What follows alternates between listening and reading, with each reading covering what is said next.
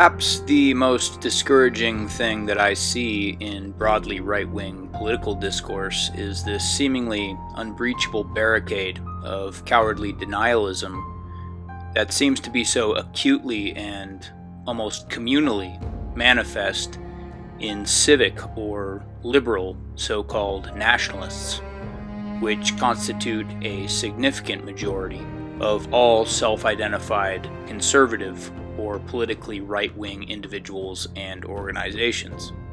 The fact is that there are several objective realities and practically inevitable probabilities that these people willfully ignore or deny in order to validate the viability of their ideology in their own minds. Firstly, they must willfully ignore or deny what a nation actually is. People who are accustomed to the civic-liberal concept of quote-unquote nationhood often fail to realize or deceptively refuse to admit that a nation is not just a state or a country. It is defined as a group of people united by common descent, history, culture, or language. That said, by the strictest definition of the word, civic-liberal projects, including the United States, are not nations at all. They are more aptly defined as multinational states, because they are made up of several groups of people who do not share descent, history, culture, or language. In other words, their populations are made up of several distinct nations. A migrant to a country that contains an actual nation, like for example the English nation in England, does not automatically become part of that nation just because the British government gave him a piece of paper. A Pakistani migrant to England does not share descent, history, culture, or language with the English nation. Even if an ethnically non-English person is born in England, they do not share descent, and thus cannot and will never be a part of the English nation. The old adage, just because you were born in a barn doesn't make you a horse, is apt to describe this reality. And so because civic-liberal projects are not nations, adherents to civic-liberal ideology cannot be aptly referred to as nationalists. Instead, they are more aptly defined as adherents to state multinationalism, much like adherents to the fabricated quote-unquote European multinational identity being peddled by the globalist European Union. Civic-liberal projects by their very nature create an open, i.e. inclusive, society. This means that the project is open and inclusive to everyone, including ethnocultural groups that hold average viewpoints that are completely opposed to the foundational ideology of the project itself. This makes civic-liberal projects incredibly vulnerable to external and internal subversion and destruction. Soviet defector and ex-KGB propagandist Yuri Bezmenov stated that the reason why the United States was so easy for the international communist movement to infiltrate, demoralize, and ideologically subvert was because our society was so open and inclusive and thus vulnerable to external threats. Closed, illiberal societies do not share this same problem. Because of misconception, manipulation of terms, we think that subverter is a person who is going to blow up our beautiful bridges. No, subverter is a student who comes for exchange, a diplomat, an actor, an artist, a journalist like myself was 10 years ago. Now, subversion is an activity which is a two-way traffic. You cannot subvert an enemy which doesn't want to be subverted. If you know history of Japan, for example, before 20th century, Japan was a closed society. The moment a foreign boat comes to the shores of Japan, the Imperial Japanese Army politely tell them to get lost. And if American salesman comes to the shore of Japan, let's say 60 or 70 years from now back, and says, "Oh, I have a very beautiful vacuum cleaner for you," with the good financing, he says, please leave us, we don't need your vacuum cleaner. If they don't leave, they shoot them to preserve their culture, ideology, traditions, values intact. You were not able to subvert Japan. Subversion can be only successful when the initiator, the actor, the agent of subversion has a responsive target.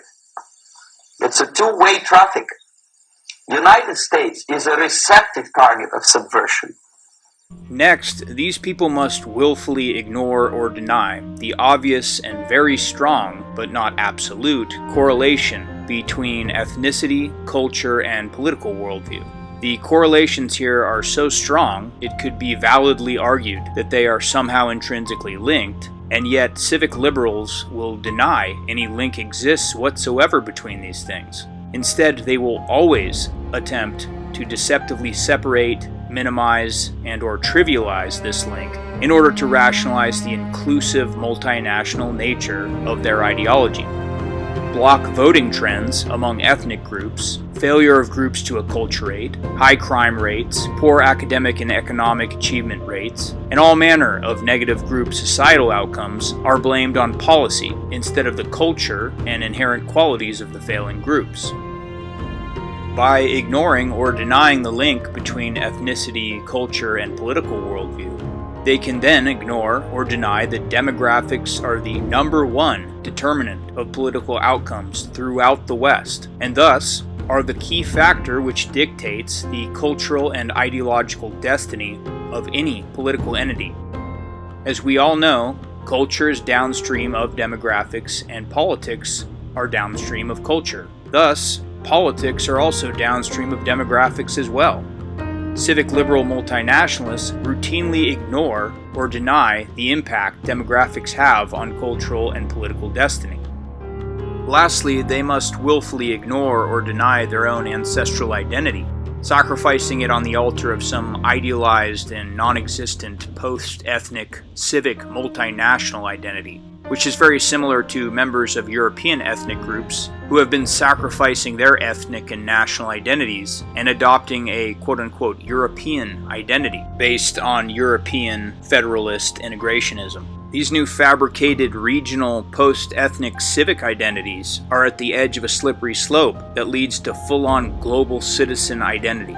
And remember, something that's for everyone is for no one. In other words, extreme inclusivity leads to a complete lack of exclusivity for all peoples. And so you might ask yourself, as I often do, how can a person be so cognitively dissonant? It can't simply be attributed to ignorance. There must be some other force governing people's refusal to admit these facts surrounding demographics. If you ask me, the answer is fear and denial. Two defense mechanisms that are actually very closely linked, as denial is essentially just a form of fear in disguise. Cognitive dissonance generally only occurs when reality cannot be adequately squared with one's own dogma and desired perception of reality. Anyone who has studied human psychology and propaganda knows that fear is an incredibly powerful control mechanism. When a society enacts taboos designed to inspire willful denial, individuals are being manipulated into cowardly self-deceit.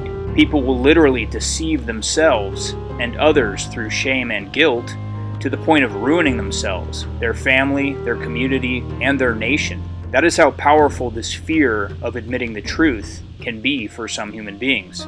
That said, you will routinely see these civic liberals willingly kowtowing to Marxist political correctness designed to steer people away from realizing and admitting the truth, especially if those truths are ethno-cultural or ethno-political in nature.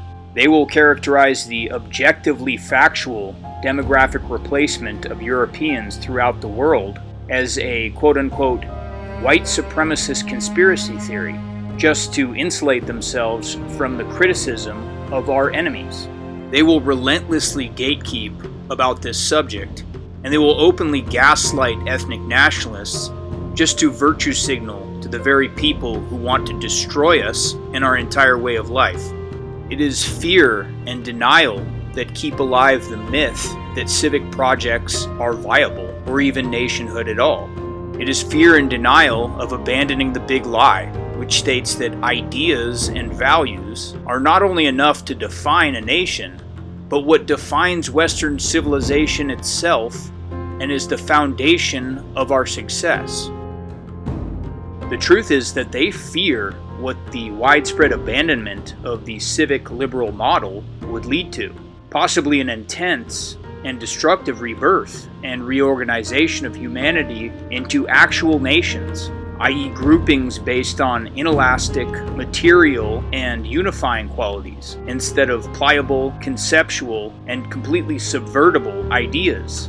They don't even entertain the notion that this correction is monumentally necessary for our survival or to preserve our preferred way of life.